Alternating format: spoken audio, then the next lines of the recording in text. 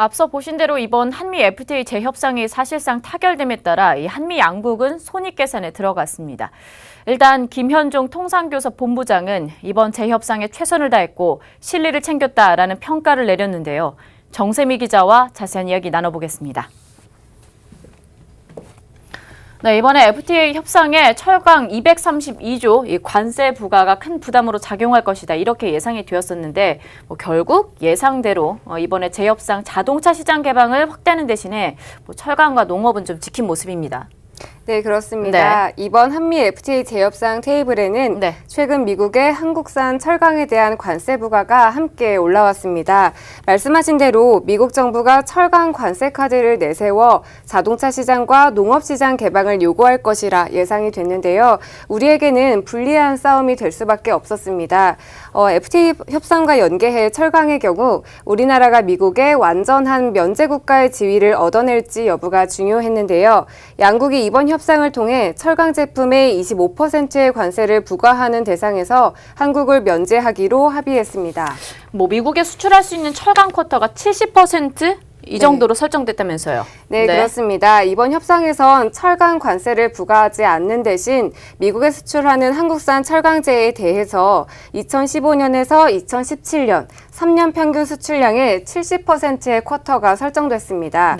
이번에 정해진 쿼터대로 계산하면 우리나라가 미국에 수출할 수 있는 철강제는 268만 톤이 됩니다. 지난해 수출량과 비교하면 74%의 수준인데요. 품목별 쿼터를 살펴보면 유정용 강관 등 강관유의 쿼터는 104만 톤에 달합니다. 이는 지난해 수출량인 203만 톤의 절반 수준에 불과한데요. 때문에 강관유에서는 큰 폭의 수출량 감소를 피할 수 없을 거란 전망이 나옵니다. 정부는 강관업체 수출선 다변화와 내수 진작 등 피해 보완 대책을 적극 강구하겠다고 밝히기도 했습니다. 이 외에도 판재류는 지난해 수출량 대비 111%의 쿼터를 확보했습니다. 김현종 본부장은 이번 철강 협상을 두고 나쁘지 않은 성과라고 평했는데요. 김 본부장의 이야기를 한번 들어보겠습니다. 한국이 가장 먼저 국가 면제 협상을 마무리하면서 철강 기업들이 대미 수출에 있어 불확실성을 조기에 해소했다고 봅니다. 이에 따라서 잠정 면제 기한인 5월 1일 이후에도 쿼타 물량에 대해서는 25% 관세를 계속 면제받을 수 있게 되었습니다. 이 결과는 한국이 어느 나라보다도 불리한 상황에서 이뤄낸 결과라고 볼 수 있습니다. 네, 그런데 우리 주력 수출 품목이잖아요. 자동차인데 이 부분에서 양보가 좀 있게 되면서 우리가 과연 이득을 챙긴 것이 맞느냐 이런 평가가 있습니다. 어떻게 봐야 될까요?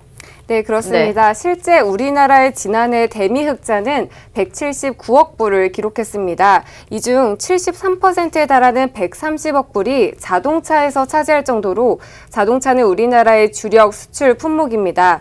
때문에 미국 역시 철강을 내세워 자동차 시장 개방을 요구하는 건데요. 이번 협상에 따라 정부는 2021년 완전 철폐되는 한국산 픽업 트럭 관세 철폐 기간을 2041년까지 20년 더 늦추기로 했습니다. 또 현재 우리 정부는 미국 자동차 안전기준을 준수한 경우에는 한국 안전기준을 준수한 것으로 고려해서 연간 2만 5천 대 수입을 허용하고 있지만 앞으로 5만 대까지 2배 더 늘려주기로 했는데요. 수입하는 차량에 장착되는 수리용 부품에 대해서도 미국 기준을 인정해주기로 했기 때문에 미국산 제품의 국내 수출이 더 확대될 것으로 보입니다. 특히 친환경 기술을 적용하면 온실가스 배출량을 줄인 것으로 인정해주는 에코 이노베이션 크레딧 상한도 확대하기로 했고요.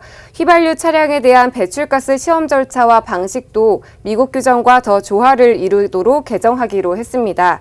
철강의 관세는 피했지만 자동차 시장 개방과 철강 쿼터제 도입으로 우리가 이번 협상에서는 득보다 실이 많다는 평가도 나오고 있습니다. 네, 이렇게 해서 한미 FTA와 관련된 자세한 사항들 좀 짚어봤습니다. 지금까지 정세미 기자였습니다.